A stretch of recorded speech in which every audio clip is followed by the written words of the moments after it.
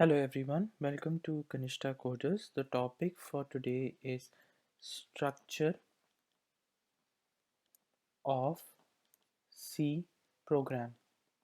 Structure of C program आज का topic है। बेसिकली हम लोग आपको आज की क्लास के अंदर ये समझाएंगे कि सी प्रोग्राम के कितने तरीके के पार्ट्स होते हैं। तो मतलब पूरा जो सी का जो प्रोग्राम जो मैंने कल आपको एक तरीके से पिछली वाली वीडियो के अंदर बताया था कि आप किस तरीके से एक बेसिक सी प्रोग्राम बना सकते हैं, उसके पार्ट्स क्या क्या होते हैं। एक होता है डॉक्यूमेंटेशन सेक्शन। डॉक्यूमेंटेशन सेक्शन का मतलब आप समझ लीजिए जिसमें आप हमारे के बारे में क्या लिखते हैं, कमेंट्स लिखते हैं। कमेंट्स कमेंट्स मैंने आपको पहले बताया था, एक सिंगल लाइन कमेंट्स होते हैं और एक मल्टी लाइन कमेंट्स होते हैं। तो अब आप ये बात समझिए, जब आप किसी प्रोग्राम को शुरू कर रहे हैं उसकी शुरुआत में आप कमेंट्स तो देंगे ही देंगे। इतना तो आपको पक्का श्योर है ही ना कि आप कमेंट्स तो देंगे ही देंगे। अगर आप कमेंट नहीं दे देंगे तो कैसे किसी प्रोग्रामर को पता चलेगा कि जो सारा प्रोग्राम नीचे है वो किसके बारे में है, what is the crux of the story. तो इसलिए हमारे पास क्या आ जाता है, डॉक्यूमेंटेशन सेक्शन। और डॉक्यूमेंटेशन सेक्शन के अंदर हमारे पास क्या होते हैं, कमेंट्स होते हैं। आगे बढ़ते हैं, उसके बाद हमारे पास आ जाता है लिंक सेक्शन। लिंक सेक्शन में हमारे पास क्या क्या चीज़ें आ जाती हैं, हमारे लाइब्रेरीज आ जाती हैं। हमारी लाइब्रेरी हमारी लाइब्रेरी जैसे कि लाइब्रेरी किस किस तरीके की, जैसे पास हैश इंक्लूड stdio.h जो हम लिखते हैं, conio.h लिखते हैं हम लोग। उसके बाद math.h, हम लोग सारी लाइब्रेरीज को बुलाते हैं। और हम कैसे बुलाते थे इस लाइब्रेरीज को, कैसे बुलाएंगे, हैश इंक्लूड इंक्लूड करते हैं ना हम किस चीज़ को, जैसे stdio.h। ये सारा काम होता है हमारे लिंक सेक्शन में। उसके बाद थोड़ा सा नीचे आ जाओ तो हम लोग किस पे आ जाते हैं, डेफिनेशन सेक्शन। बेटा डेफिनेशन सेक्शन का आप याद कर लो, इसमें हमारे पास सारे सिम्बॉलिक सिम्बॉलिक कॉन्स्टेंट्स कॉन्स्टेंट्स बेटा कॉन्स्टेंट्स का याद रख लेना, मतलब क्या होता है। बहुत बारी पेपर में टीचर पूछ लेता है कि वेरिएबल और कांस्टेंट में क्या फ़र्क होता है। वेरिएबल वो चीज़ होती है जिसकी वैल्यू चेंज होती रहती है टाइम के साथ। आप कभी प्रोग्राम में ए के अंदर 5 डाल रहे हो और फिर नीचे ही उसी ए वेरिएबल के अंदर आप 10 डाल रहे हो, तो वो वेरिएबल है। वेरी वेरी मतलब चेंज होता रहता है समय के दौरान।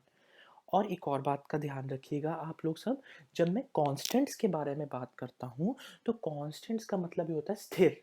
स्थिर कांस्टेंट है ये चीज़ नहीं बदलेगी। जैसे कि एक एग्जांपल दे देता हूँ, हम यहाँ पे लिखेंगे जैसे कि हैश डिफाइन, हम लिखेंगे डिफाइन पाई 3.14। इस तरीके का मैं भी आपको पीछे एग्जांपल में दिखाऊंगा कि हैश डिफाइन 3.14, हमने एक एक एक कांस्टेंट डिफाइन कर दिया, पाई। पाई जैसे अगर हम लोग एरिया ऑफ अ सर्कल निकालते हैं जो पाई आर स्क्वायर होता है, तो उसके अंदर हमने जो पाई को है ना, पाई जो वेरिएबल है, इसको हमने इसकी वैल्यू को डिफाइन कर दिया 3.14। तो ये कभी चेंज नहीं हो सकती, कभी चेंज तो नहीं होती ना 3.14, 22/7 जिसको हम कहते हैं, तो 3.14। इसीलिए ये डेफिनेशन सेक्शन के अंदर आ जाती है। उसके बाद बेटा आपने कोई ग्लोबल डेक्लरेशन करनी है, ग्लोबल ग्लोबल वेरिएबल्स, इधर लिख लो बेटा, ग्लोबल वेरिएबल्स।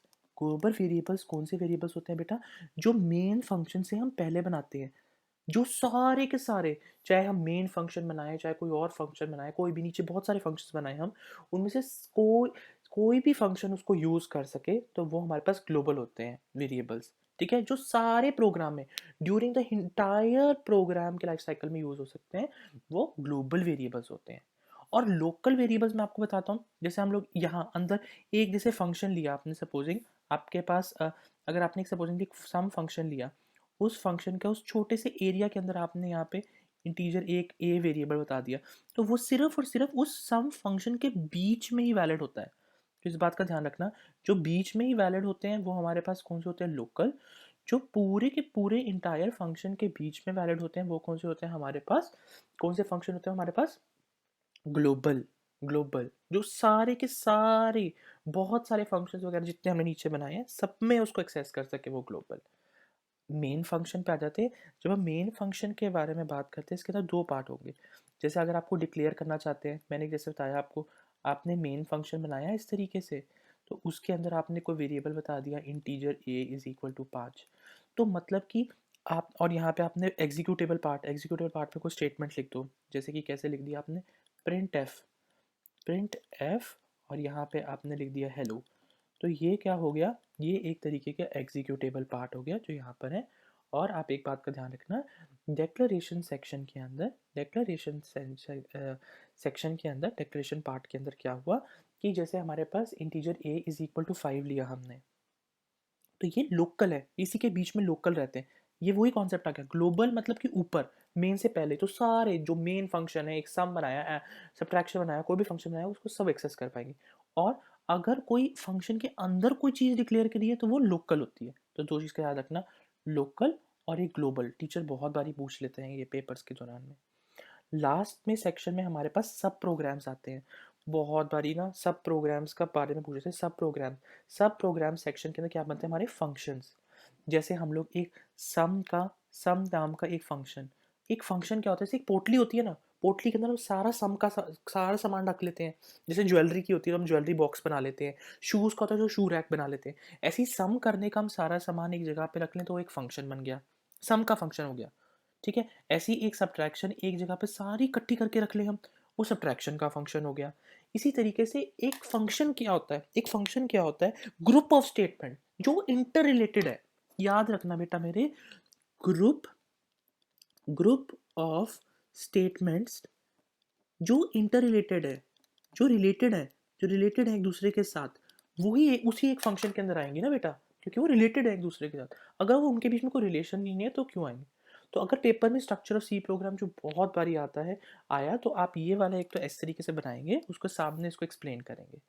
आइए इस चीज़ को मैं और ज़्यादा क्लियर करता हूँ आपके लिए। और यहाँ पे देखिए, जो सबसे पहले हम लोगों ने डॉक्यूमेंटेशन सेक्शन पढ़ा था बेटा, यहाँ पे देखिए, ये रहा वो डॉक्यूमेंटेशन सेक्शन का जो मैंने यहाँ पे साफ लिखा है, एक मैंने कमेंट बना दिया। लिंक सेक्शन बताया था अभी मैंने, उसके अंदर stdio.h मैंने डाल दिया, ये देखो इंक्लूड कर दी वो फाइल, उसमें यही तो होता था। उसके बाद मैंने क्या बताया, डेफिनेशन सेक्शन, ये देखो बेटा कांस्टेंट डिफाइन किया है मैंने, कांस्टेंट मैंने डिफाइन किया है। किस तरीके से किया, याद रख लो, हैश डिफाइन पाई। और एक ध्यान रखना, इक्वल टू का साइन नहीं है, बहुत बारी बच्चे गलती कर लेते हैं, इक्वल टू का साइन डाल लेते हैं, यहाँ इक्वल टू का साइन नहीं है। और यहाँ पे देखो, जो मेन से बाहर मैंने वेरिएबल डिक्लेयर कर दिए, कौन सा वेरिएबल होता है, ग्लोबल ग्लोबल वेरिएबल। और फिर मेन शुरू हो गया हमारा, मेन के अंदर जो हम लोग क्या करते हैं, सपोजिंगली हम मेन के अंदर कोई भी वेरिएबल यहाँ डिक्लेयर करते हैं तो ये लोकल होते हैं, जो मेन के अंदर होते हैं वो सारे लोकल होते हैं। अब आगे चलते हैं, लास्ट में ये जो है हमारे पास, ये एक स्टेटमेंट्स हो गई। तो ये हमारे पास क्या होते हैं, एग्जीक्यूटेबल पार्ट। ये हमारे पास एग्जीक्यूटेबल पार्ट होता है, जो भी आप कुछ भी चीज़ को एग्जीक्यूट करना चाहें। तो ये थी आज की स्टोरी, बहुत सिंपल था, याद कर लेना। डॉक्यूमेंटेशन का मतलब क्या होता है, कमेंट्स वगैरह डाला, लिंक के अंदर क्या आते थे, लाइब्रेरी फाइल्स आ जाती हैं, stdio.conio.h इस तरीके से। उसके डेफिनेशन सेक्शन के मेरे पास कॉन्स्टेंट्स आ जाते हैं, जो चीज़ें स्थिर होती हैं, कैसे डिफाइन करते हैं, हैश डिफाइन पाई 3.4, पाई वेरिएबल मैंने पाई कॉन्स्टेंट लिया, उसका नाम है ये, उसकी वैल्यू 3.14 जो पूरे प्रोग्राम में कभी चेंज नहीं हो सकती।